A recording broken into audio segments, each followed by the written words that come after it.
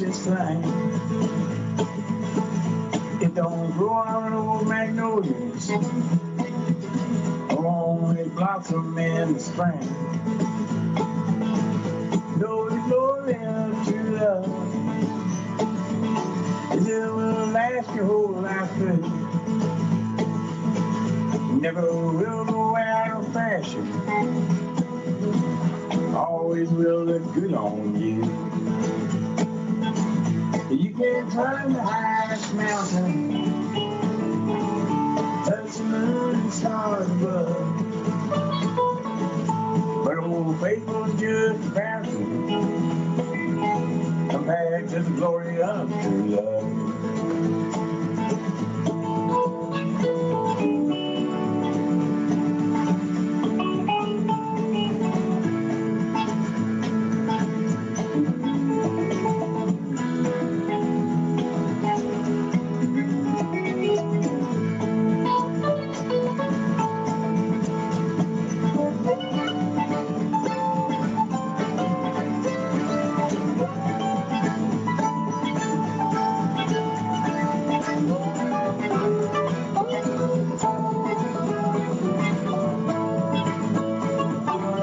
Long before I met you, darling, Lord, I thought I had it all. I could have my lunch in London and my dinner in St. Paul. I got some friends in Albuquerque where the governor calls me Gov. You can give them all the goodwill for the glory of true love. You can climb the highest mountain, touch the moon and stars above, but old faithful is just a fountain compared to the glory of true love. Glory, glory, glory, glory.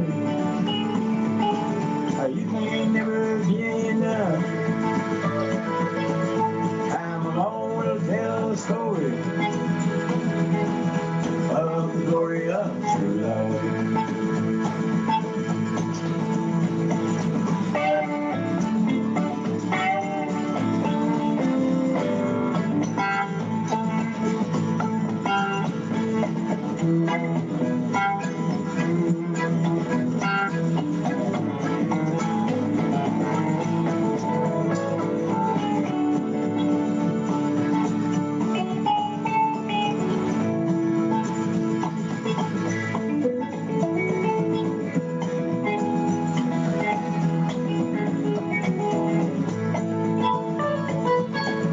Glory, glory, glory, glory. And you can never get enough. Time alone will tell the story of the glory of true love.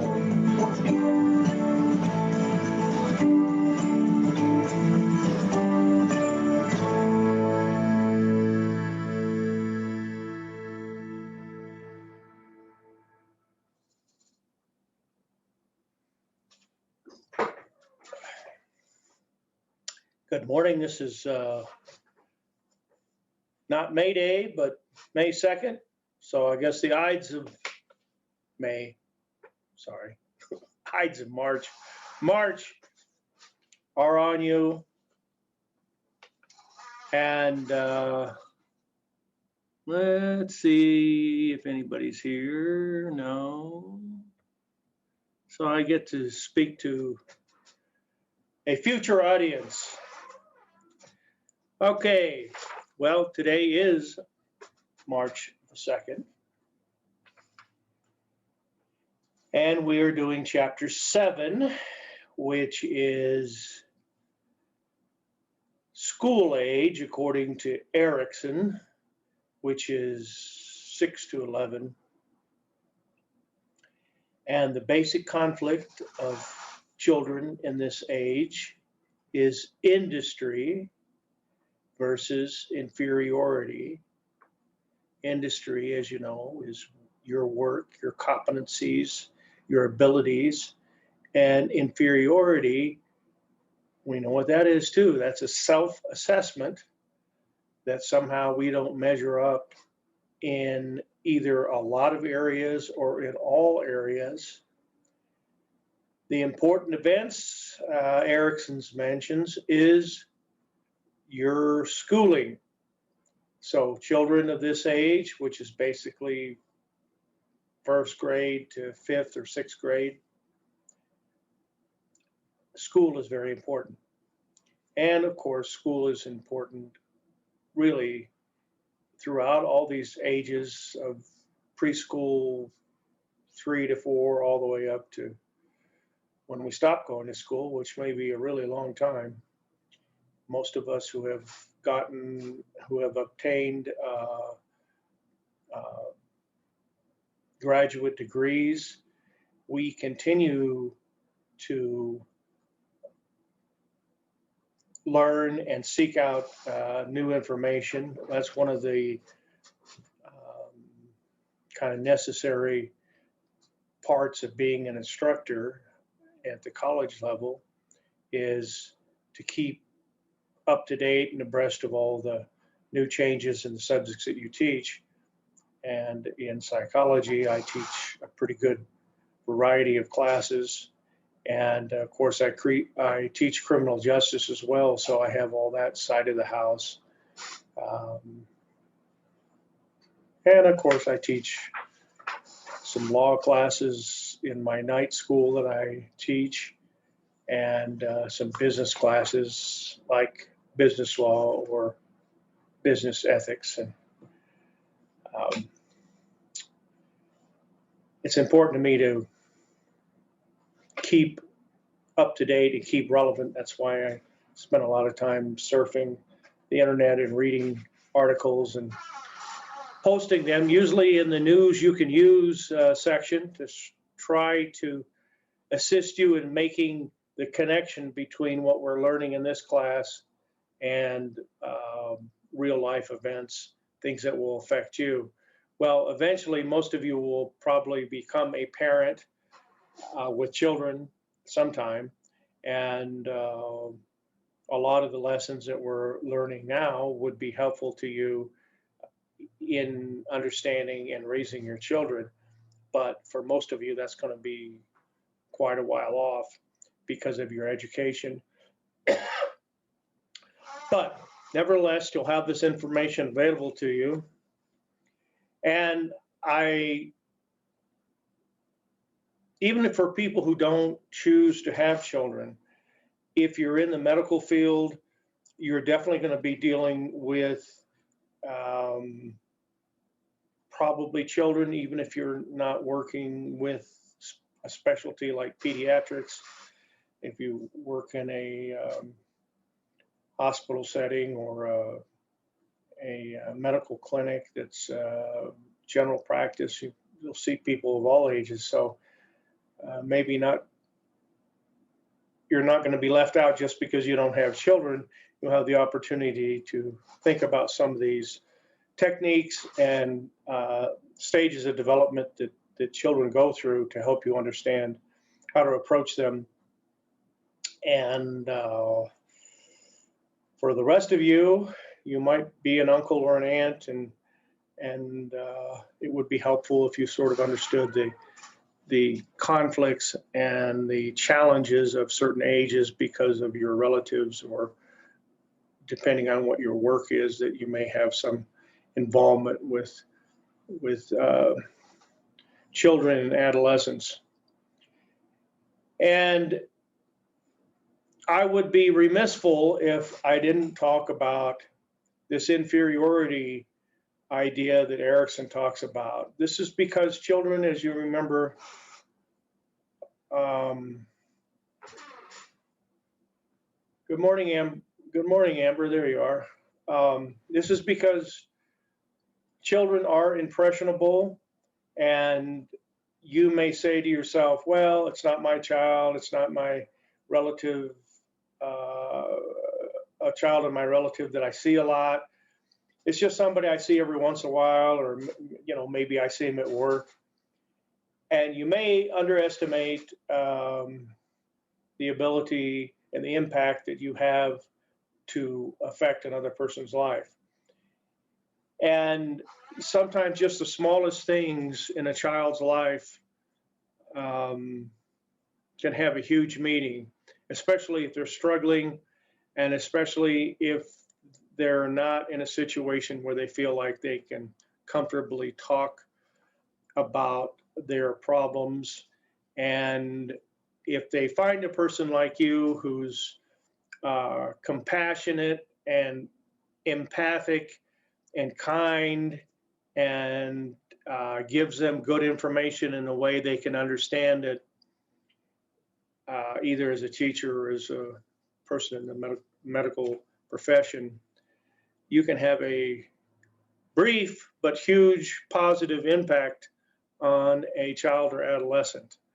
And most of the time, you're not even going to know it, because as a child psychologist, when I was working with children and adolescents, they don't come back to you years later and say, wow, I'm really glad you worked with me and it's really helped and enriched my life, and I'm so thankful I met you and we had these this time together and self-discovery.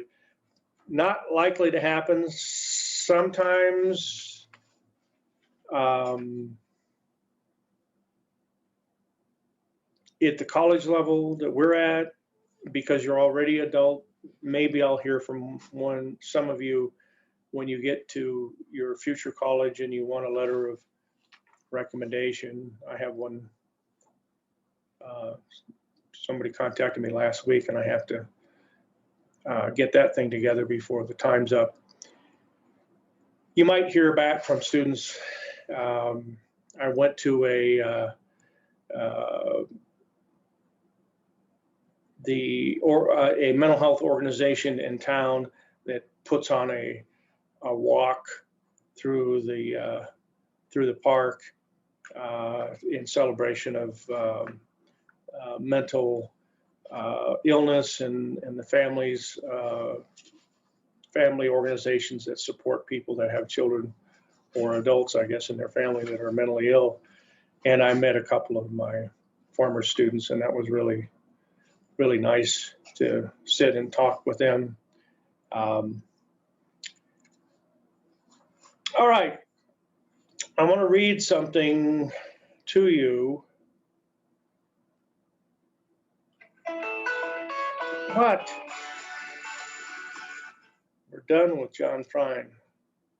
By the way, that was John Prine that I was playing on the tape this morning. Hopefully you got to see the lyrics of that song. It's quite good. And unfortunately, John Prine died this year from COVID, which makes it all the more important to me and hundreds of thousands of other people to play his music, to remember him. And this is a legacy that he has left over. I mean, I think he was still on stage in the 70s. He's physically not looking too good, but he could still sing, and he's written just hundreds of songs. He is such a wonderful poet and a song writer, song producer, singer. He's just something else. And it's sad when we lose somebody that we connected to through music or whatever method we connected with them. And this is a sort of a biographical commentary on a person that you probably have heard of. And if not, I'll tell you who the person is. But I want you to listen to the words of this narrative about this person. It's called The Epidemic of Inferiority. So you can tell from the title, it's not a happy story. He began his life with all the classic handicaps and disadvantages. His mother was a powerfully built, dominating woman who found it difficult to love anyone. She had been married 3 times, and her second husband divorced her because she beat him up regularly. The father of the child I'm describing was her third husband, from her third husband. He died of a heart attack a few months before the child's birth. As a consequence, the mother had to work long hours from his earliest childhood. She gave him no affection, no love, no discipline, and no training during these early years. She even forbade him to call her at work. Other children had little to do with him, so he was alone most of the time. He was absolutely rejected from his earliest childhood. He was ugly and poor, untrained, and unlovable. When he was 13 years old, a school psychologist commented that he probably didn't even know the meaning of the word love. During his adolescence, the girls would have nothing to do with him, and he fought with the boys. Despite a high IQ, he failed academically and finally dropped out during his 3rd year of high school. He thought he might find a new acceptance in the U.S. Marine Corps. They reportedly built men, and he was ready to be one. But his problems went with him. The other Marines laughed at him and ridiculed him. He fought back. He resisted authority and was court-martialed and thrown out of the Marines with an undesirable discharge. So there he was, a young man in his early 20s, absolutely friendless and shipwrecked. He was small, scrawny, and stature. He had an adolescent squeak to his voice. He was already balding. He had no talent. He had no skills, no sense of worthiness at all. He didn't even have a driver's license. Once again, he thought he could run from his problems, so he went to live in a foreign country. But he was rejected there too. Nothing had changed. While there, he married a girl who herself had been an illegitimate child and brought her back to America with him. Soon, she began to develop the same contempt for him that everyone else displayed. She bore him 2 children, but he never enjoyed the status and respect that a father should have. His marriage continued to crumble.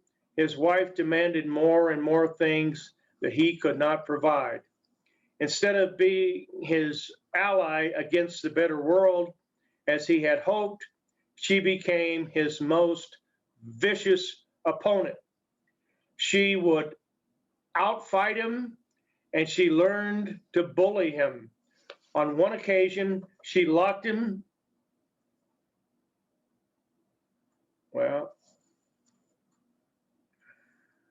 She locked him in the bathroom as punishment. Finally, she forced him to leave.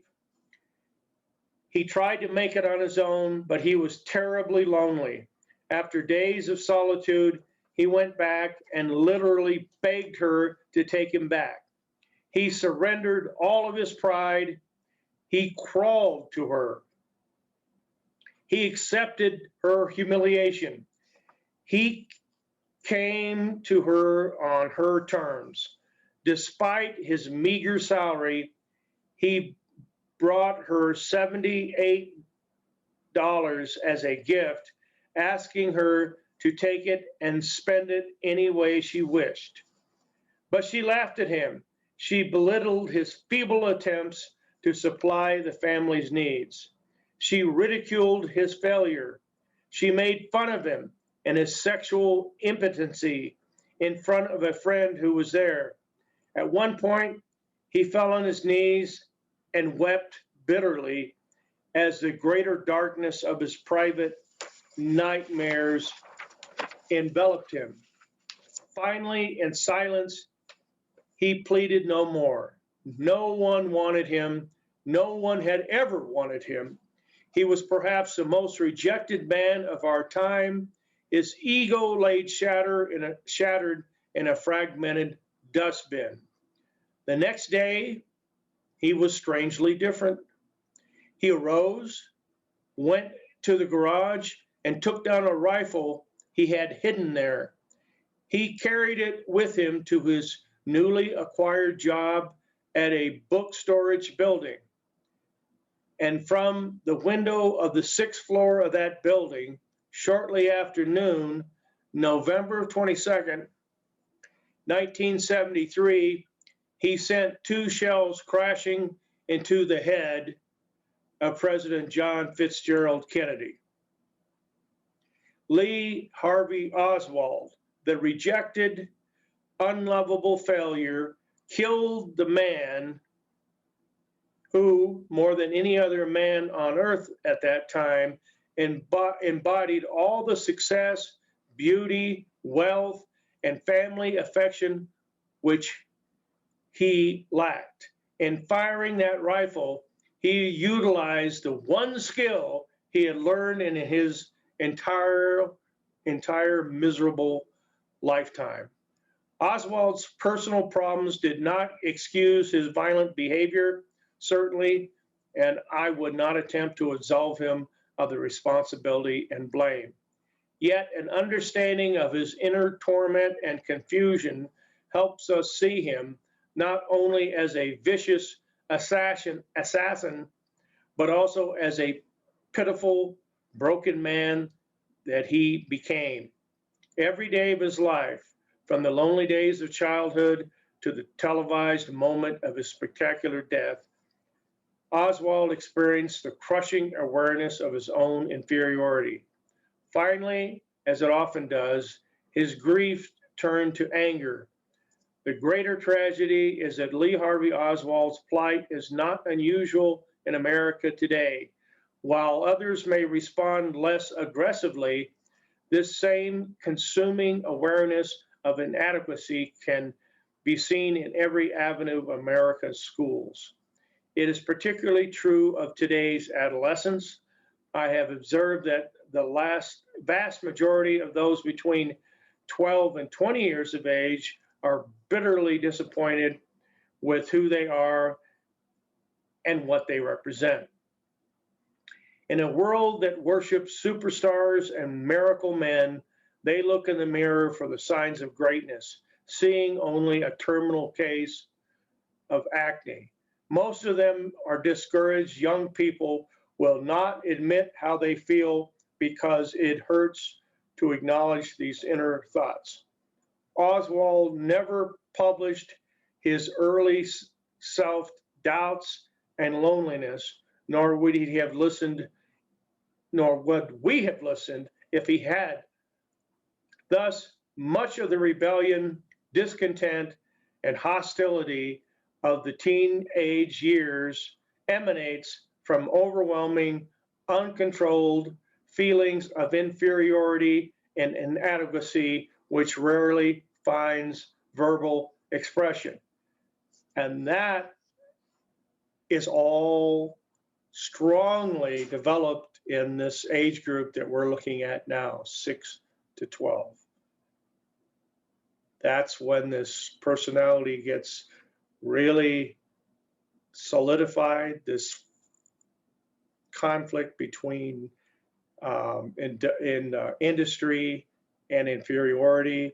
And then you take that inferiority into adolescence. Adolescence is a really, really hard time for most people because of that idea that we now have our concrete operations. We have the ability to do abstract thinking. We're doing all sorts of self-assessments, judging ourselves against others, judging ourselves against our own hopes and desires and perceptions of how we are. And we carry that into adolescence and into adult life. So don't think that your small act of kindness or your accepted practice of being very professional and supportive of people, and of course children, adolescents that you work with, might make a huge difference in someone's life. You know, we talk about attachment 0 to 2 years of age, and we talk about a relationship with a caregiver, maybe mom, maybe dad, maybe both, maybe abuela, whoever. We usually think of that over a long period of time. But at this age, as in with any age, really beyond 7 or 8 onto adulthood, just a small window of opportunity with a person who might treat you with respect and understanding could have a profound effect on a child's life. So I don't want to sound overly dramatic, but I do want to sound the alarm bell that things that we do as professionals or as parents or as TOs or TIAs or primos or whatever we are can have a really positive effect on somebody, even if we never get that feedback that it did. So I encourage you all to look at your own lives and, you know, take an assessment and see what you liked about the way you were raised and think about, continuing those practices, but also the deficits that you lived through and could have been better, as you say to yourself when you become a parent. I'm not going to do what my mom or dad did. I want to do better. But even if I say you're not a parent, if you're working with a child or adolescent, you could show them the kind of even short-term or brief involvement with somebody can have a very positive effect on them. So I know you're going to want to be professional and competent in your profession when you get there, but add to that list of why you want to be professional and competent is the fact that your mere personality involving some other child or adolescent can have a very profound positive effect. And of course, the opposite is true as well, as we now learn about Lee Harvey Oswald, when the only thing we knew about him was he was a scrawny, unattractive little guy, and he was killed by Jack Ruby, who was a guy that had a bar, and he was I think he was in stage 4 cancer, so he was in the checkout lane of life, and he got a gun and went and killed him. Now, of course, there's conspiracy theories that are abound in the Lee Harvey Oswald case, but these things that Dr. James Dotson, who you may know, is a TV and radio personality, and this excerpt was from his book called Hide or Seek. And James Dotson is a famous guy that's he's certainly a person who is a strong Christian and makes that known in his work. And oddly enough,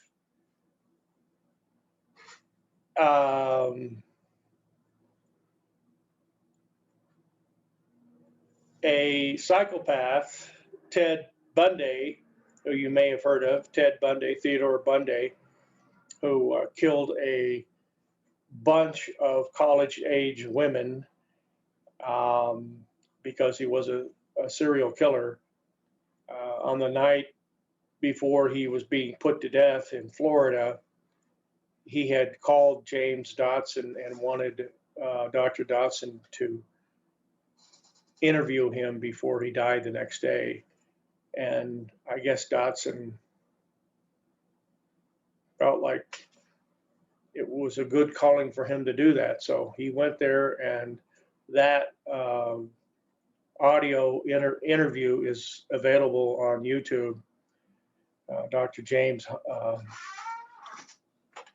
Dotson, D-O-B-S-O-N, Dobson, with not Lee Harvey, but with Ted Bundy. And Ted Bundy goes into a whole narrative about how he got screwed up in the beginning. Now, we don't know whether that's true or not. I mean, it was the day before he died, so maybe he was trying to put a spin on the way people would remember him, because he knew everybody's going to remember him as this hideous killer of beautiful young ladies. And he was, just like Oswald was a hideous killer. But we tend to have a little more insight as to why people do some of the things they do when they get such a rotten childhood and adolescence and even adulthood. Okay, it's important to understand these parental styles that Bomrim came up with. I got a great little video. Hopefully we'll be able to see this. And Amber, let me know whether this is working or not, because I sure as heck don't want to be showing a video you guys can't see. So, oh, I don't see it. Let me get out of here. Share, maybe that's what I want, share? Yeah, probably. That doesn't look good.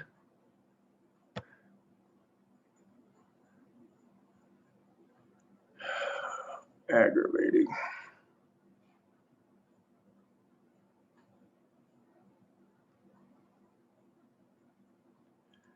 All right, where is the movie?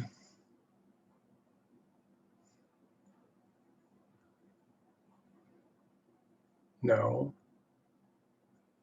All right. By the way, Amber, can you see? What do you see in your screen? I see your Blackboard page. Oh, good. Okay. So, because I have the film in here, so hopefully if I play this, you'll be able to see it. You can see that, right? Yes, sir. Great. Like how you're treating the children. Can you hear it okay? Yes. I'll let our Great. kids go down the wrong.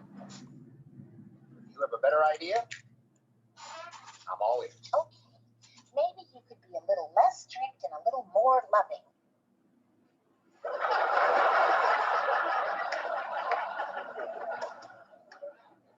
Okay, Kitty. Enough with the sarcasm.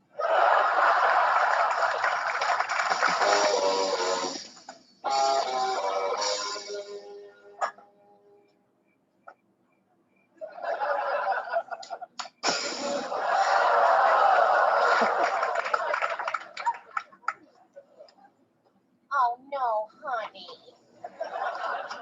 Yep, he thought he could sneak out. So, what now, Ho Chi Minh? Well, I'll tell you one thing. Playtime is over. Your friends are no longer allowed in the house. Wait, what? No, we'll talk about it in the morning. Fine. We'll talk about it in the morning. We'll talk about how your friends are no longer allowed in the house. You know, I have an interesting idea. Why don't we not punish him? Why don't we try a little that forgiveness that Jesus was always talking about?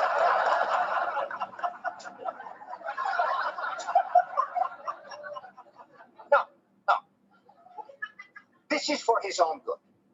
Look, in order for Eric to be a happy, well-adjusted adult, he has to be miserable now. That's just good parenting. If I was to be Mr. Nice Guy now, you know what would happen to Eric in a few years? Do you?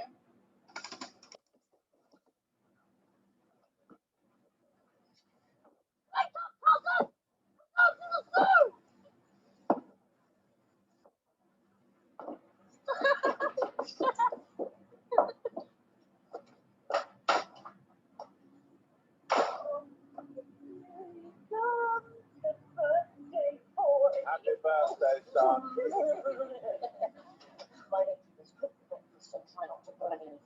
Yes, Aunt Petunia, I want everything to be perfect for my Dudley's special day. Yeah. Bring my coffee, boy. Yes, Uncle Bonnet. Aren't they wonderful girls?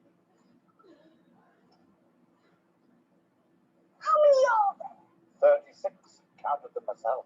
36. But last year I had 37. Yeah, well, some of them are quite a bit bigger than last I year. don't care how big they are. This is what we're going to do. Is that when we go out, we're going to buy you 2 new presents. How's that, Pumpkin?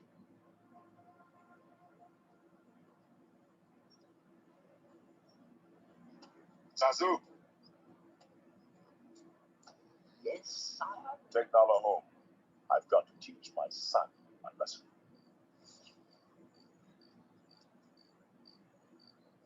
Come, Nala. Simba. Good luck.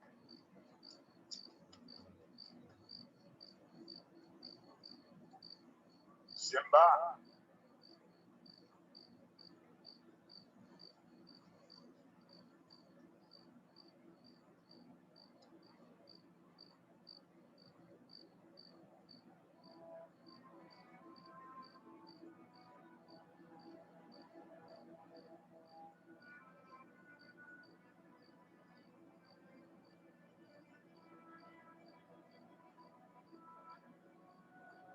Simba, I'm very disappointed. You could have been killed. You deliberately disobeyed me. And what's worse, you put Nala in danger. I'm just trying to be brave like you. I'm only brave when I have to be. Simba, being brave doesn't mean you go looking for trouble.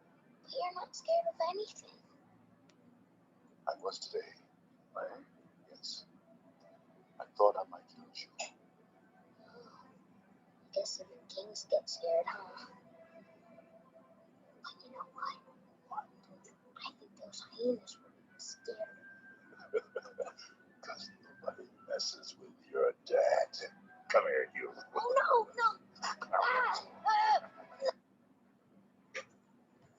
no. Oh. Well, Hey, I'm Ember. that wasn't I exactly want to confess something. the, Last Friday, I What- went out with a guy who was older what than are me, we doing now? much older than me.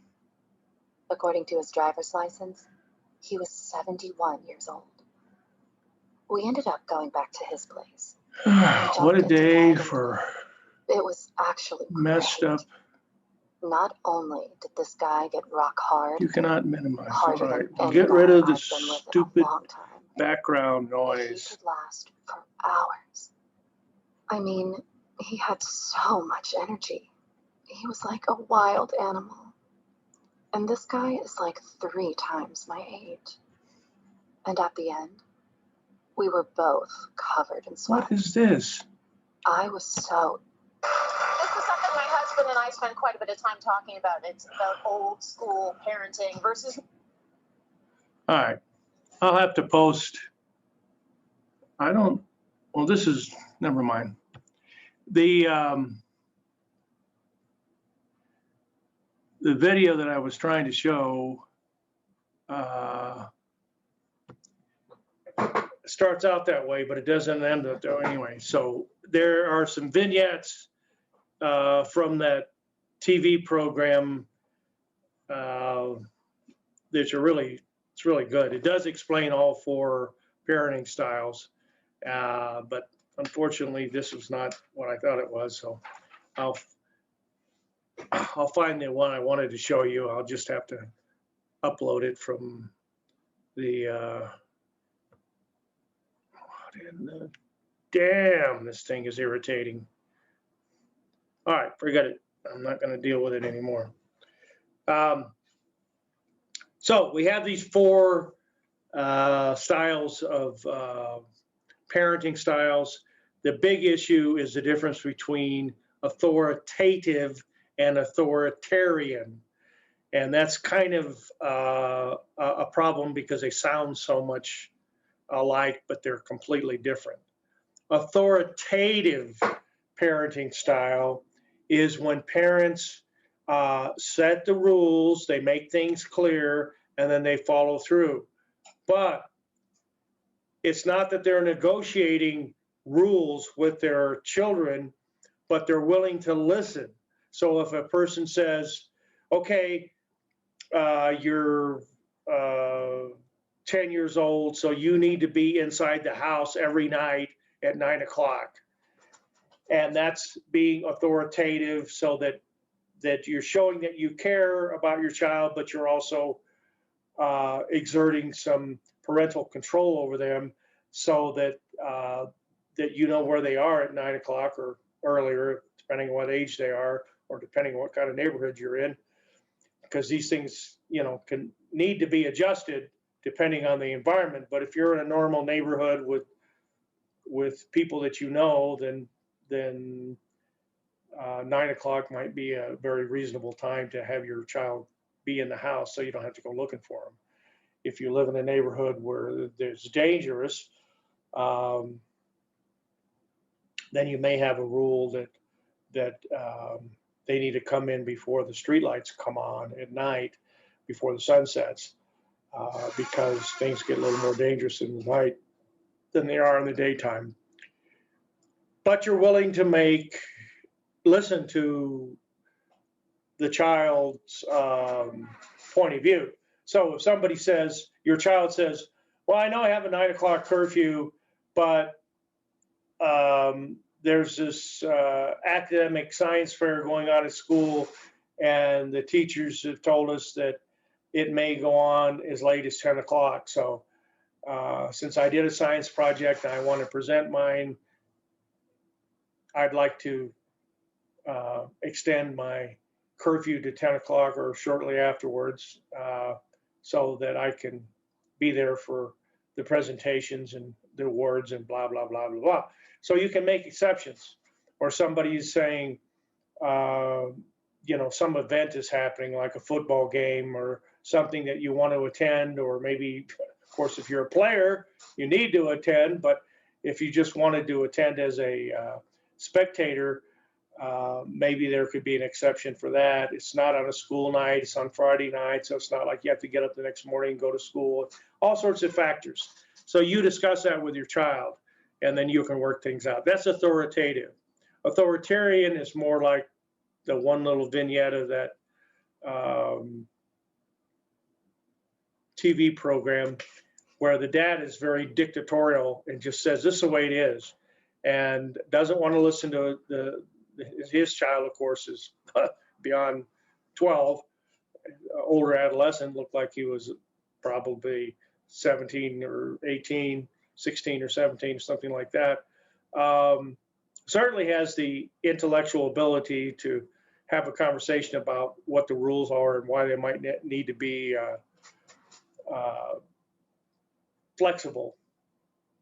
And they're not flexible, they're inflexible. So the authoritative is like the drill sergeant who says, this is the way it is, my way or the highway. I don't want to hear what your thoughts are. This is not a democracy. This is me, I'm in charge, you're not. So this is what we're going to do.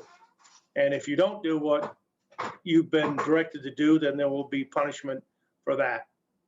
That's the authoritative. And then the other styles of parenting, some that are very attentive. The other one is parents are very attentive, but they don't set any rules. I mean, kids can pretty much do what they want to. That's not good, because even though they're concerned, if we look at the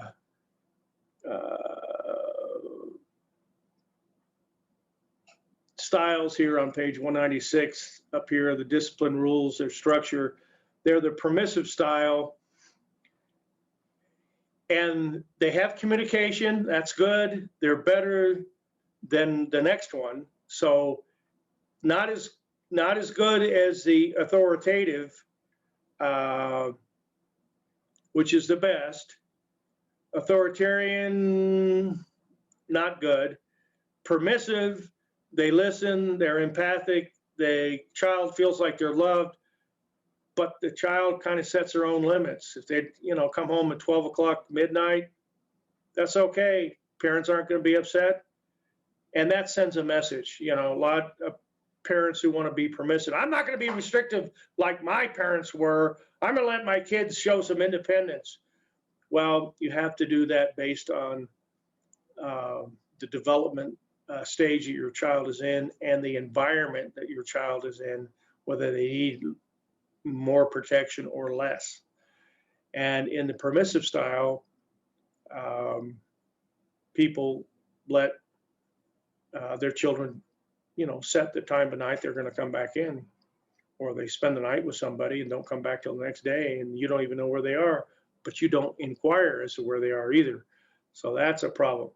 Then the fourth style, which of course clearly is the worst, is the rejecting and neglecting. So they're rejecting the sense of having that love relationship and concern and care. That's not there. And then if the child tries to initiate things, they're completely rejected, and that's the way the child feels. Those children end up on the street and, end up using drugs and being human trafficked somewhere and all sorts of stuff. So that's really ugly. But the ones you hear the most about is probably the authoritative and the authoritarian. So the authoritarian is the one that you want to remember as being not helpful. That's rigid and my way or the highway. So it's a pretty good structure. And there's a lot written about Baumrimm theories of parenting style.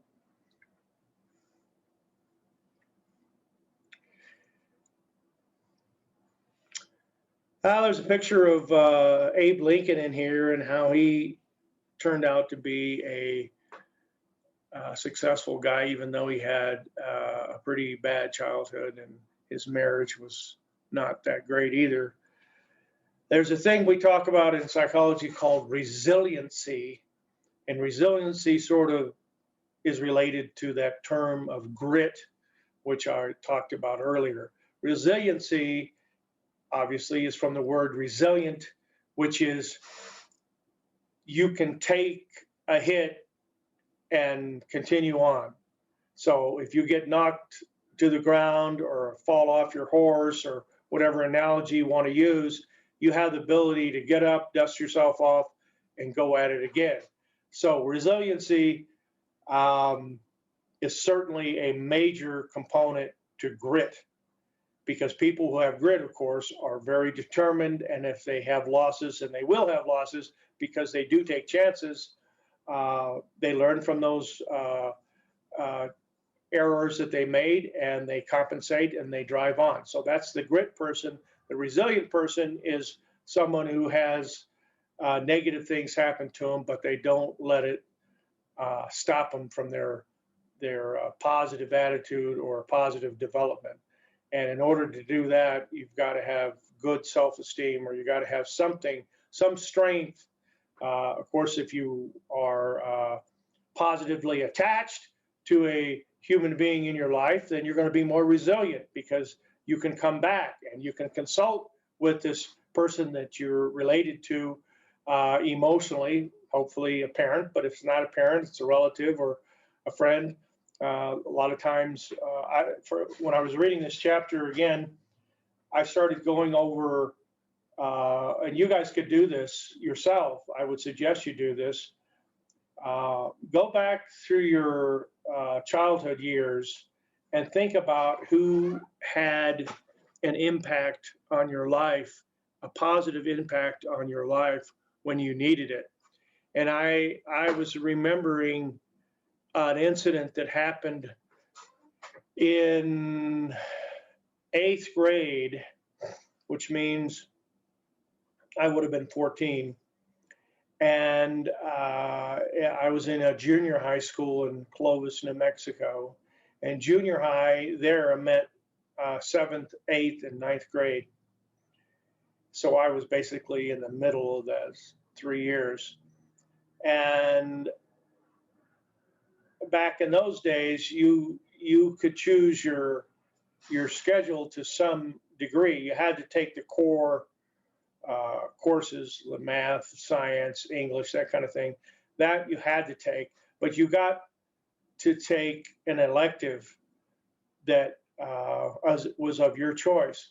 Well, that's sort of a misnomer, potentially of your choice, because let's say, like in my case, I was thinking, oh, I think I'd like to take an art class because I'm not really good at art. Fortunately, you don't have me in a face-to-face class because then I get to draw on the board, and I'm not very skilled in that area. And maybe if I would have been allowed to get into the art class when I was 14, maybe I would be better at drawing things today. But of course, that's a popular class, and classrooms have limits. It was filled up, so I didn't get it. So then I tried to take something else, and that was filled up, and I was crushed, because there was nothing left that I was in the least bit interested in, and I was really crushed. And I went to class, and Mr. Kilmer, my 8th grade science teacher that I had just taken the semester before, he saw that I was emotionally upset, and we talked about it, and he goes, hey, don't worry about it.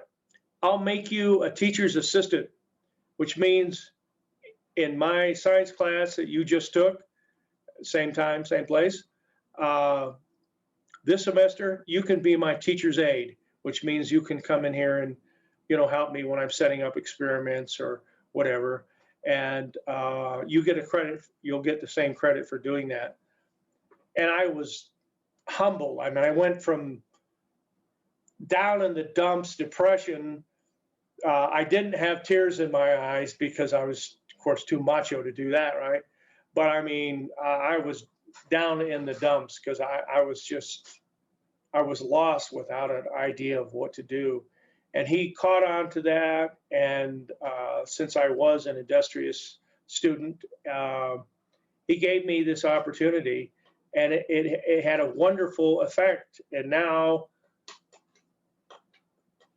let's say a long time afterwards, almost 50 years later, I can still remember that. I remember his name. I know what he looks like. I remember what some of the things we did in that class, and it was great. And there have been people like him. I had an English teacher in high school that was had incredible impact on my self-esteem. She was an English teacher, English writing instructor, and we had to, write stories. And so I perfected my ability to write stories, and she was always pumping me up, telling me that I wrote like Ernest Hemingway, and which is kind of interesting because I liked Ernest Hemingway and I read all of his books.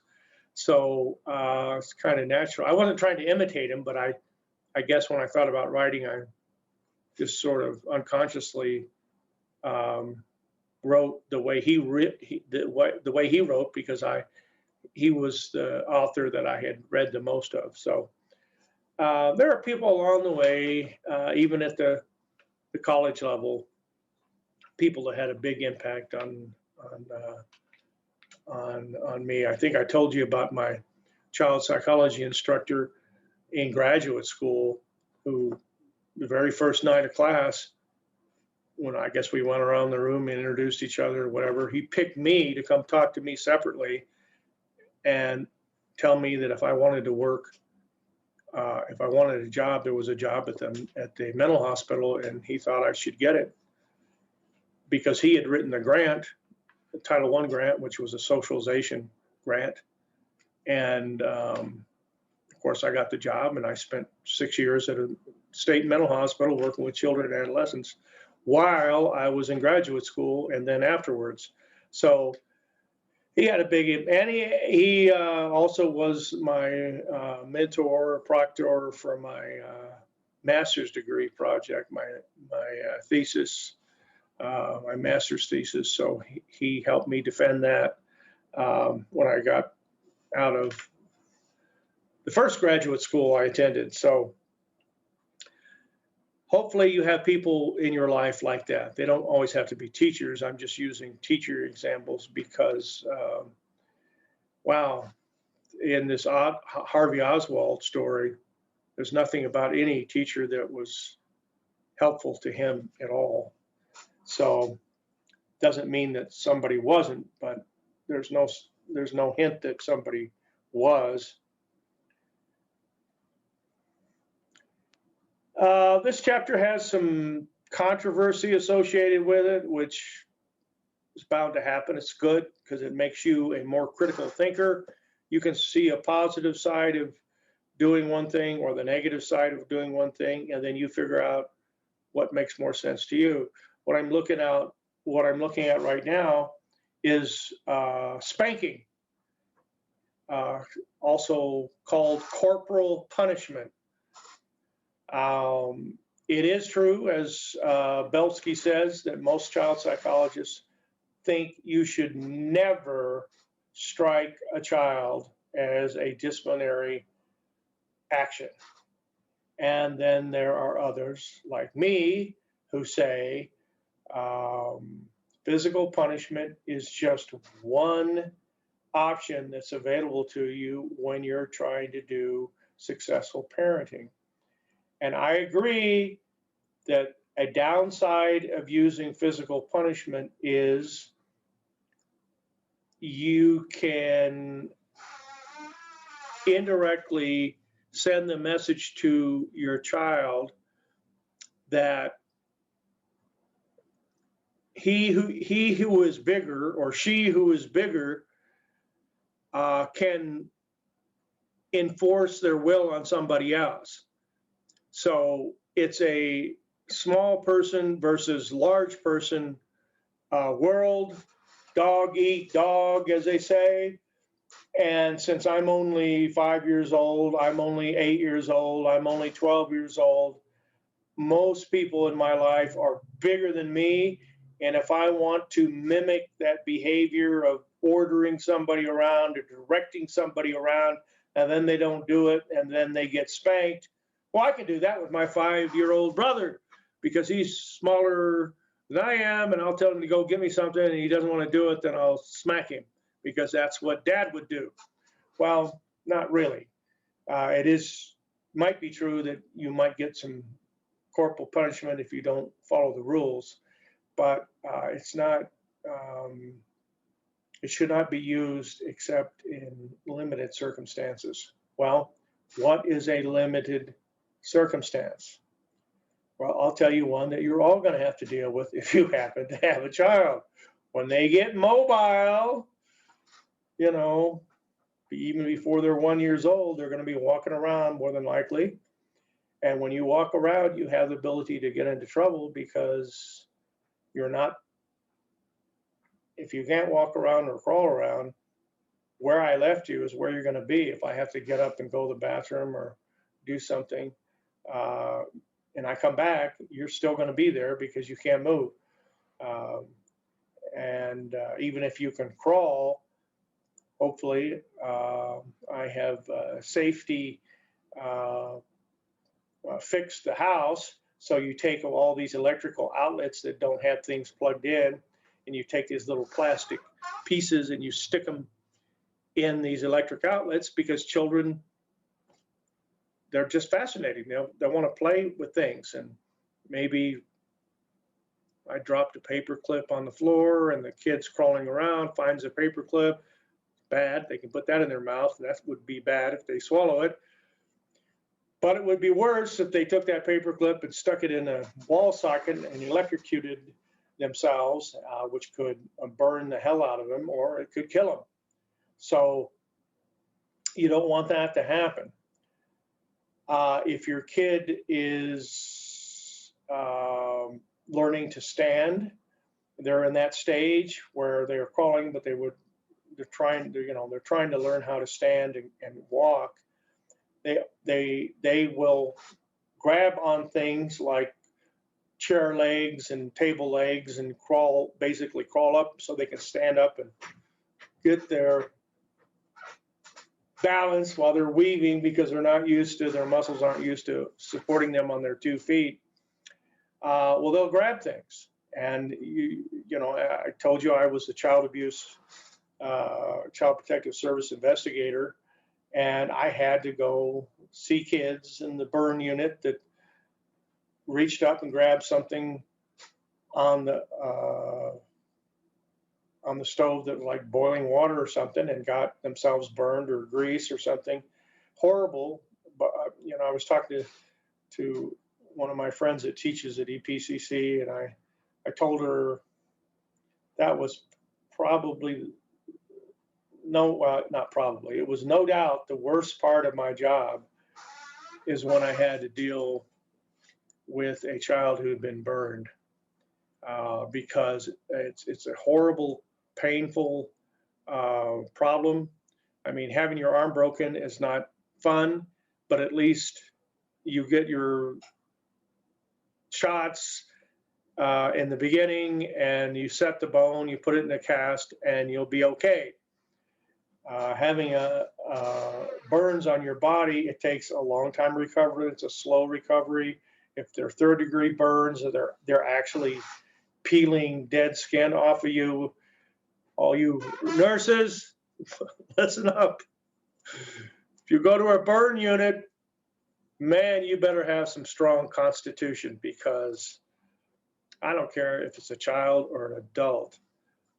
They are in excruciating pain, and they're screaming and crying, and the smell will knock you back if you've not smelled burning flesh before. And unfortunately, being in the military, I know what the smell of burning flesh smells like, and once you smell it, you'll never forget it, and it is not pleasant.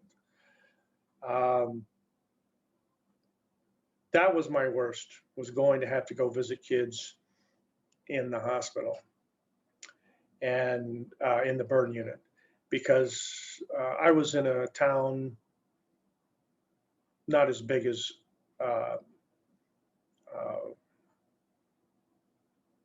well, maybe it is.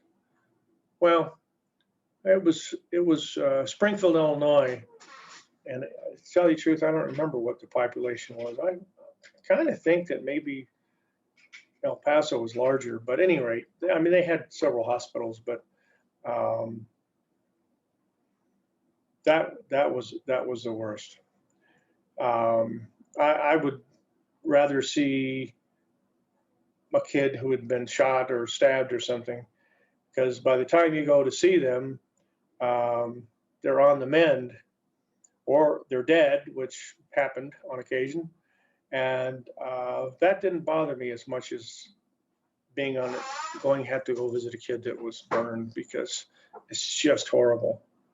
And if you're a medical professional working with that type of patient, you better have some strong inner strength for yourself, because you're going to be dealing with and doing things to patients which makes them hurt even more, like taking that dead skin off.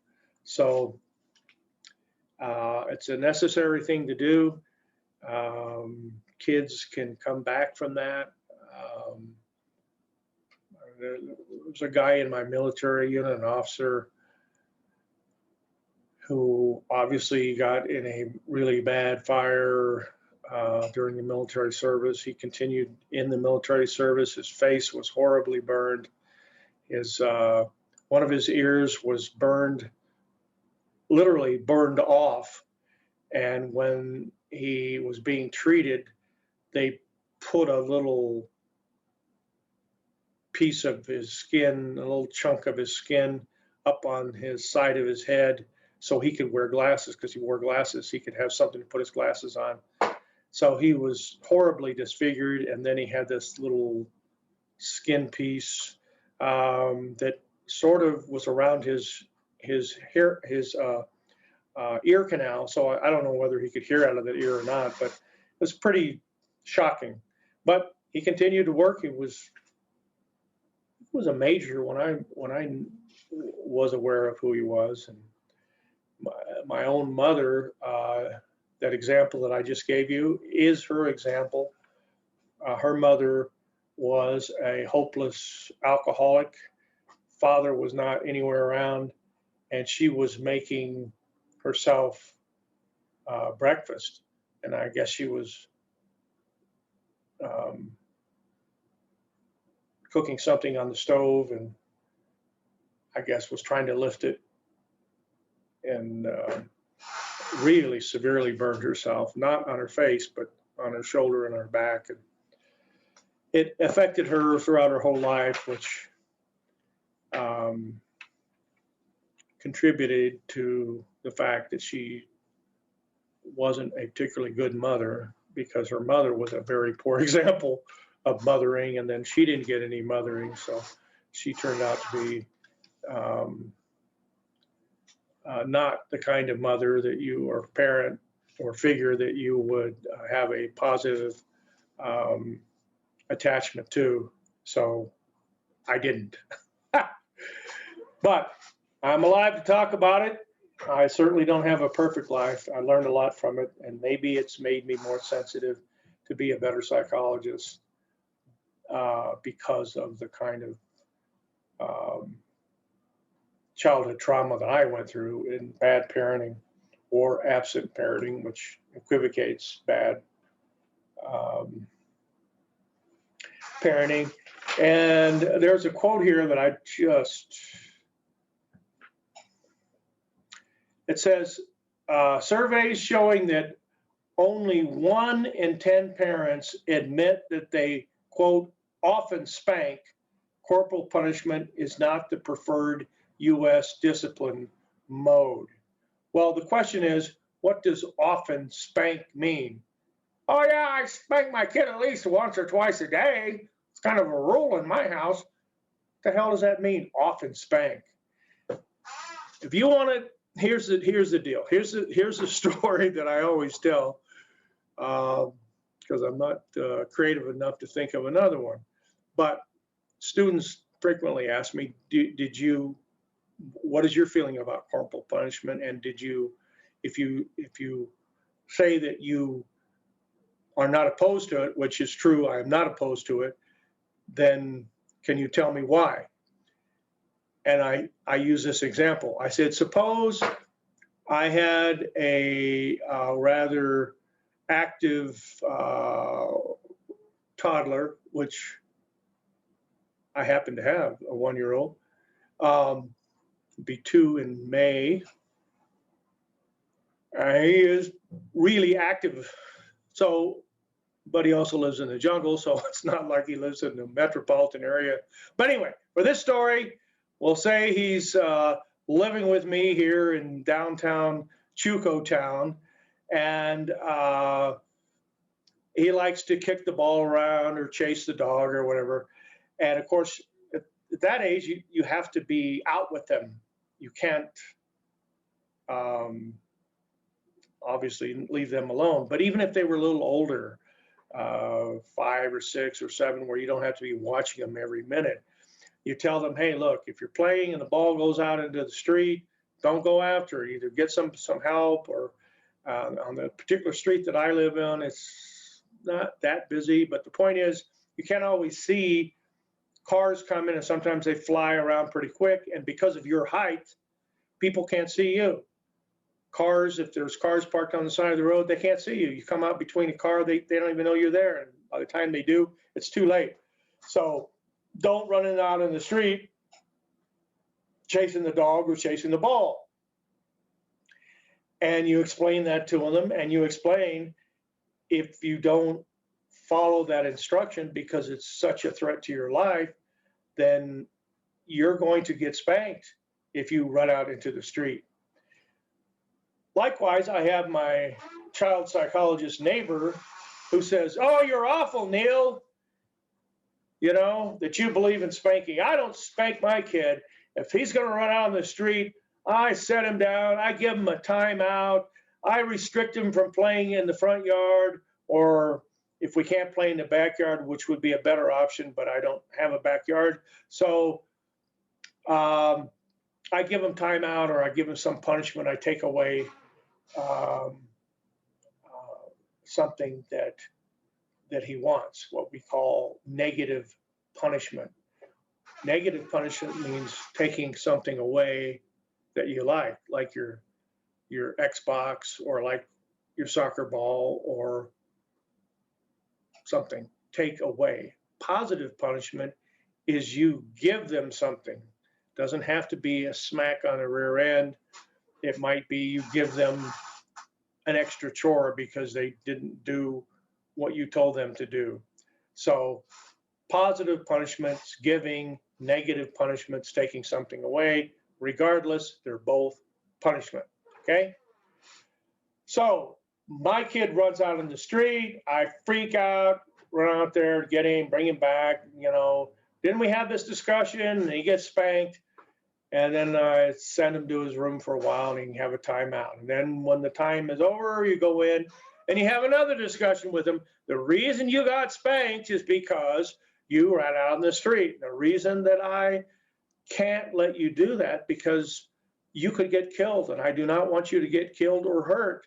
So blah, blah, blah, you tell the story. Okay, meanwhile, Mr. Child Psychologist next to me, his kid runs out in the street, he grabs him, gives him a timeout, gives him the discussion, blah, blah, blah, blah, blah, okay? And depending on what age they are, certainly if they're 1, 1.5, 2, what you tell them goes into one ear and out the other, and they won't remember 5 seconds after you told them. That's just a fact of nature. Well, you know, the next time that our boys are playing out in the front yard, my kid, the ball goes out and my kid gets to the street. Oh my God, I got to refrain from doing that. Turn around, see if dad or mom or somebody's there to help. Seek help, get the ball, and we're back into action. Okay, no punishment. Meanwhile, because I don't want being spanked. Meanwhile, my neighbor, his kid, the ball goes out in the street. He runs out in the street and bam, the UPS driver hits him. So what's worse? Having a spanking or being dead? I know that's dramatic, but think about it. If a kid sticks a bobby pin or a paper clip into a socket, it'll kill him. If a kid reaches up on the stove or is beginning to touch something that's hot, like maybe you have radiators, steam radiators. I don't think we do that in the Southwest, but we have, certainly we have gas heaters and what, it can burn the crap out of you. So if you believe in corporal punishment, you come up with a word that means bad, harmful, hurtful, bad.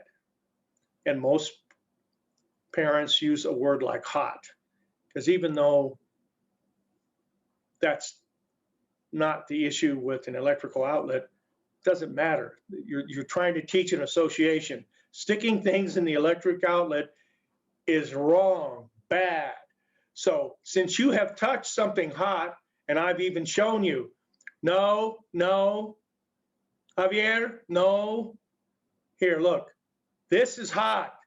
You don't obviously touch it, but you get near it, near enough to know that they know what that feeling is. And you take them and you say, well, this is the way I do it. You take your own hand and you go, don't touch, no, hot, hot, don't touch. You hit your own hand. You don't have to hit the kid, hit your own hand. And they see that. And you're doing that social learning that if I go to touch something and it's no, hot, and I hit my own hand, that's what I'm going to do to your hand if you do that. And they learn that very quickly. No, no, hot, hot. Get back. And everybody in the family and extended family, they all know what to say when a kid is getting into a danger situation. So there's a memory associated with being hit on the hand or the rear end. You don't backhand somebody like my dad, backhand them at the table because they put their elbows on the table and whap! Here comes the old man's hand across your head. That's not good. That's humiliating. That's affecting a very important part of your body, your eyes, your nose, your mouth, your ears. No, you don't want to strike a kid in the face. That's just stupidity and prima facie evidence of child abuse. If you spank a child, it's not child abuse. Well, when does it become child abuse? When it becomes excessive. Well, what do you mean by excessive? If you're leaving marks on a kid, that's excessive, and I'm the investigator, we're going to have a serious talk, or I'm going to pursue criminal charges against you. So it's a time to get serious because I don't mess with that stuff. I do listen, and different cultures. The book mentions African Americans, in my experience, have a long history of whacking on kids, but some use objects like cords and sticks and things that can harm a child, as opposed to your own open hand, which can be harmful too. But the advantage of using your own hand, if you're hitting somebody hard enough that it hurts you, well, then you're hitting somebody too hard. And that's a way of getting you to back off a little bit. But I would rather have my child a little bit intimidated by my loud voice saying, no. I do that with the cat. She'll probably go running now because she thinks I'm talking about her. She knows. She's going to get anywhere near to get on the table. No. All I have to do is say that in that tone, and she won't do it. Matter of fact, if we make eye contact before she puts her little paw on the table, she'll know right then. They can read your facial expression. They know. So, so much for cats and 2-year-olds.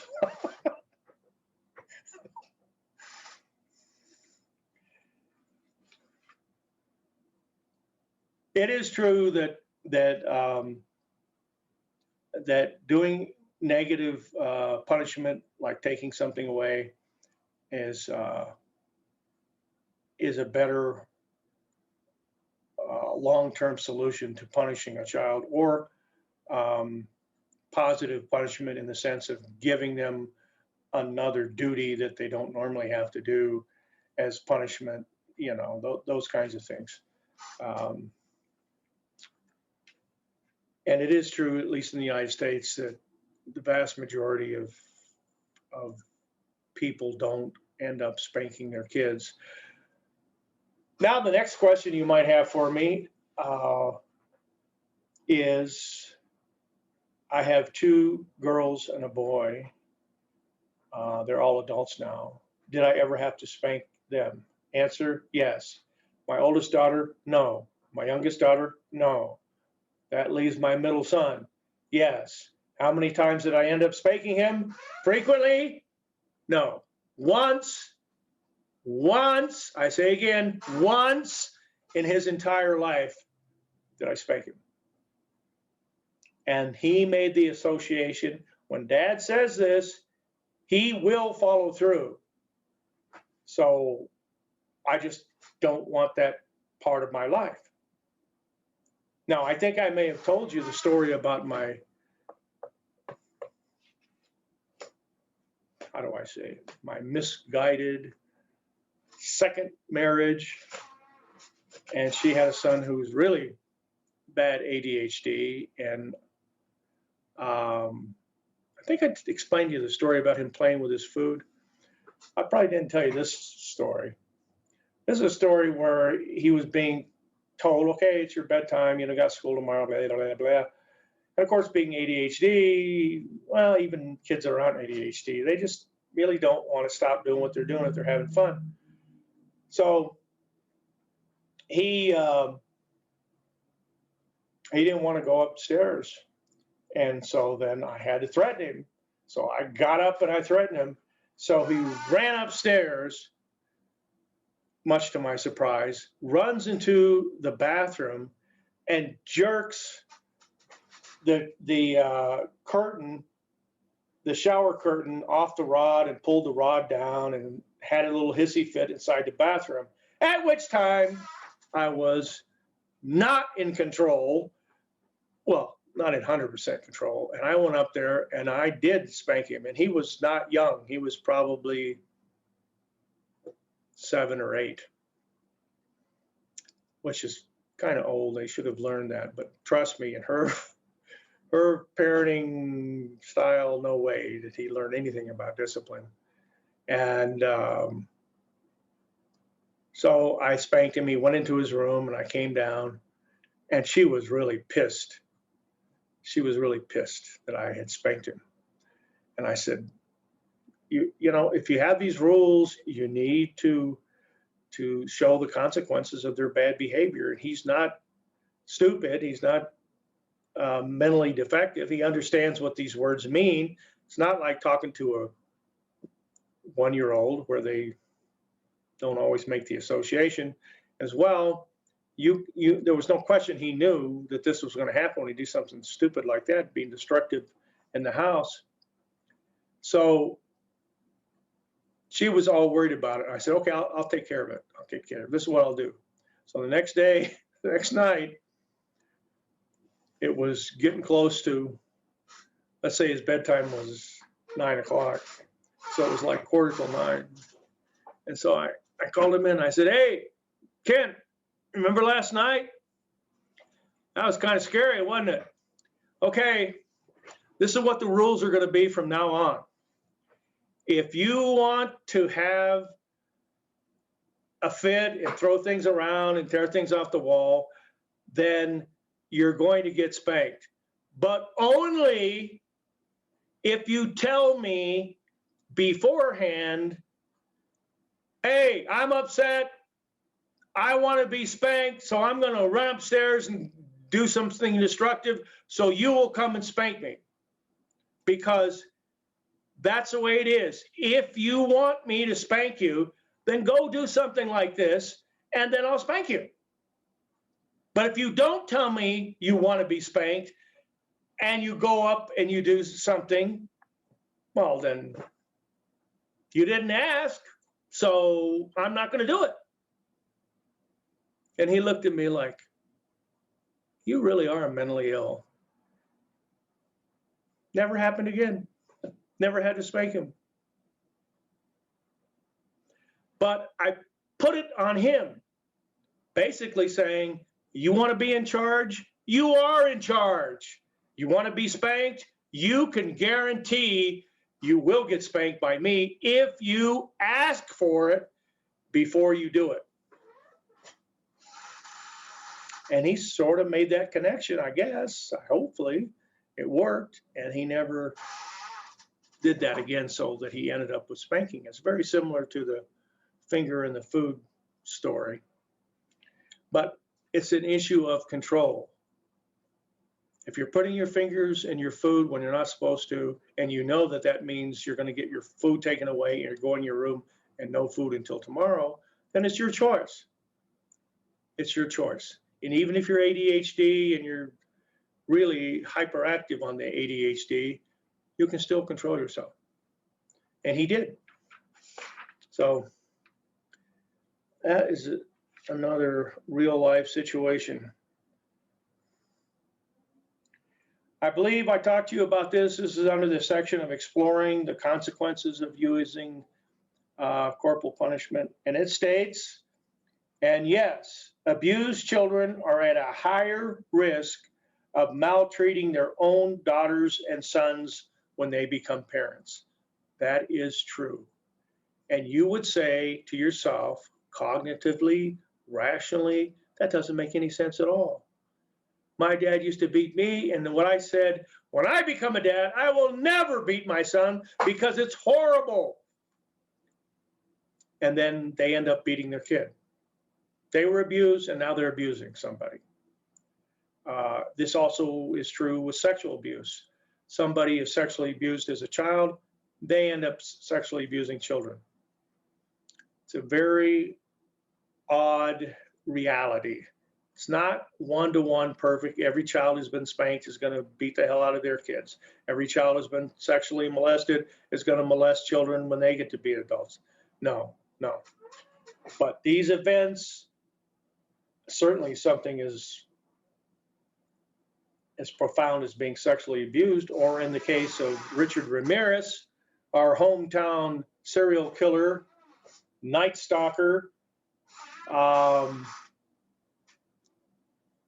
he was not abused as a kid, but his childhood trauma came when he was 18 or 19. So he wasn't really a child when he was exposed to all this violence from his uncle and getting into the whole thing. And his uncle was showing him all the trophies that he had cut off of Vietnamese Viet Cong while he was in Vietnam. He really enjoyed killing and really liked to talk about it. And Richard liked hearing about it. And of course, he killed his wife right in front of Richard Ramirez, shot her to death right in front of Richard Ramirez, and walked away on a self-defense claim.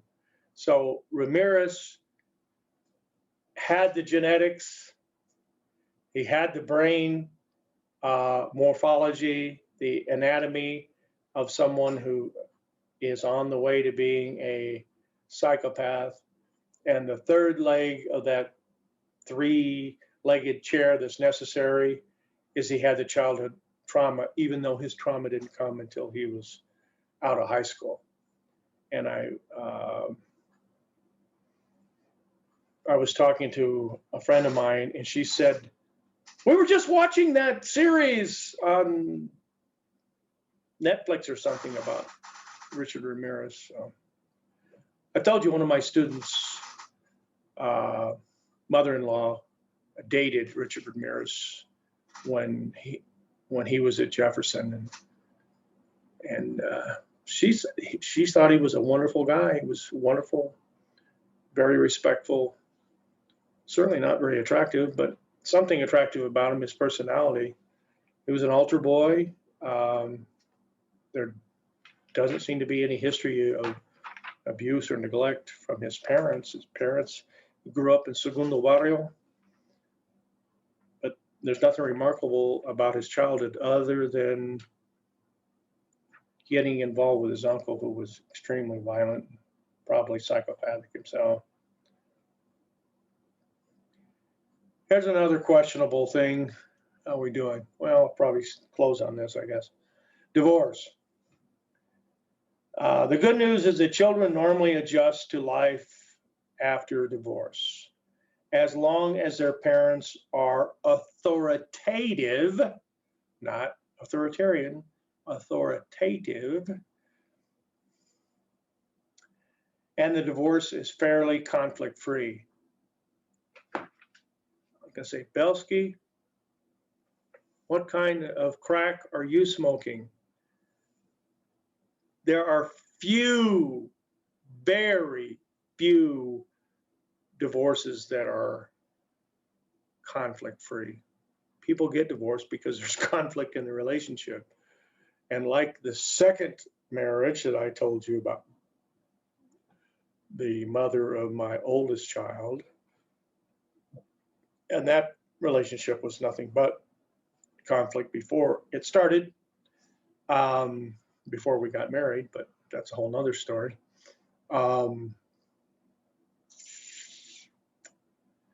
She, once we got divorced, she got worse. She got worse. I think she got so used to having conflict with me now that I didn't live with her anymore. And around the time of visitation, then she had to save all those nasty things that she wanted to say and do for the time for every 2 weeks when I would have my weekend visit, and just cause a storm of torment from hell every 2 weeks, doing stupid things to upset her daughter, to upset me, and just a really nasty, nasty thing. You know, there's an old movie called Kramer versus Kramer, and it has Dustin Hoffman in it, and I can't remember who his movie wife was in the picture, but I mean, it's kind of a dramatic comedy because they're going through divorce, and of course it's dramatic, but it's also funny because the kind of things they do to each other, ridiculous, stupid things. But trust me, I did practice law for 20 years. I didn't do divorces. I wasn't into that line of work. I hate it. The only divorces I did that were actually stress-free, conflict-free, where both husband and wife agreed to sign the paper and file it in court. It's over. That's it. So, all right. Summarize this age, 6 to 12, very impressionable because kids have their concrete thinking. They begin their abstract thinking 9 or 10 or 11, so they can project in the future. If this is the way my life's going to be, you can be concrete thinker, but if you're not abstract thinking, you know, you don't have 8-year-olds who kill themselves because they don't think their life is ever going to improve. You do have 11-year-olds and 12-year-olds kill themselves or attempt to kill themselves because they have the ability to look in the future and go, if this is what my life is, I don't want any part of it. I'm done. I'm out. So it's a dangerous time for those kinds of things. It's a dangerous time for learning bad habits and getting in with the wrong folks. And you got to have your parenting skills and morality in place before they get that age of 10 or 11, or you're going to fight like hell to get it back. You can't become an authoritative parent at 11 and 12. I mean, hypothetically, I guess you could, but you need to be an authoritative parent from the beginning. That way it's not such a shock, because if you start being authoritative when they start getting this self-identity and all that in that 10, 11, 12 years of age, then you got a battle on your hand. You're going to have a battle anyway. It's usually not that profundo, but if there are problems, then it's going to be a little bit more profound. So parenting can be fun. It's not all dirty diapers and lost sleep. And I'm pretty sure I showed you that video of the kid in the grocery store with his dad throwing all his temper tantrums.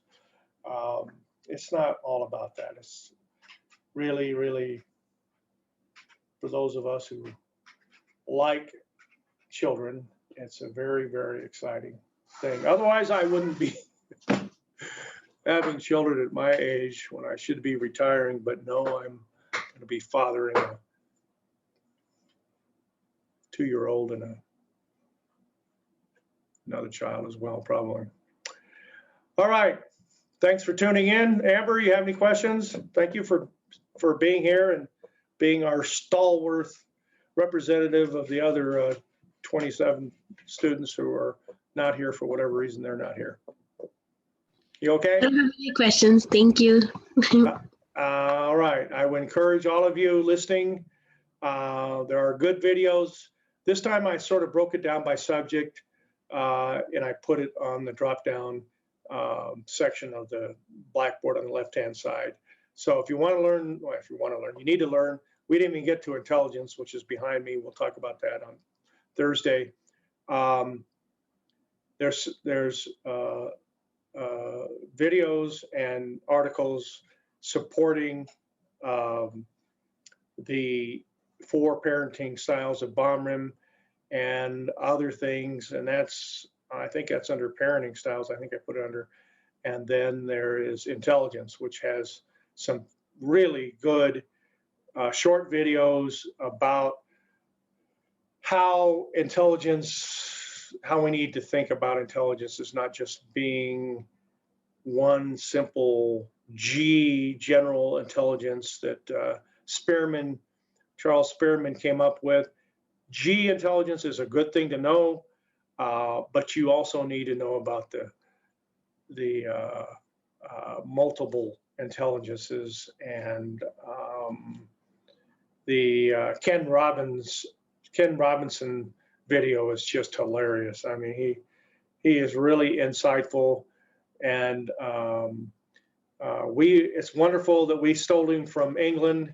The Queen bestowed him with a knighthood, so he's Sir Kenneth Robinson, but he lives in the United States and he works in education. He's quite talented. So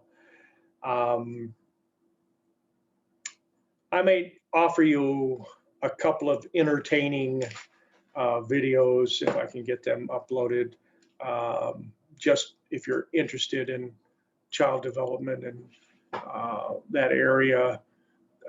You can have an opportunity to expand it a little bit. So as always, there was a mistake. Sometimes this happens with the clock on the test thing. It's not the first time that it's happened. So some of you got disallowed to take the test because it was already shut itself off, and I corrected that. So anytime you get shut off, do what you guys did. Send me an email saying, "Hey, dummy, I can't get the test," and then I'll change it. So right now, if you didn't get to take the test, it is available. It'll be available until Friday, this Friday at 11:30. So you got the whole rest of the week. If you pay attention to your announcements, you would already know this, but do pay attention to your announcements and do watch the video so you'll not miss anything.